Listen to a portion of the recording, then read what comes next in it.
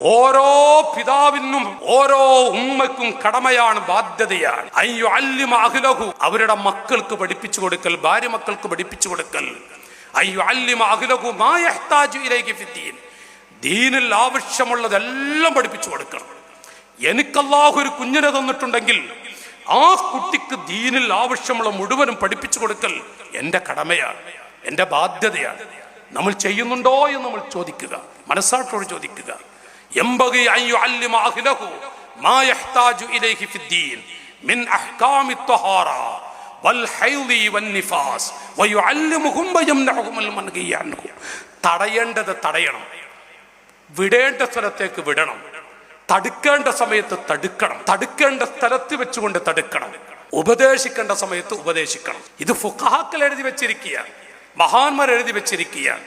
നോക്കൂ നിങ്ങൾ, വൽ ഹൈദ് വൻ നിഫാസ് നമ്മുടെ പെൺകുട്ടികൾക്ക് പഠിപ്പിച്ചു കൊടുക്കാൻ വേണ്ടി പറയാ.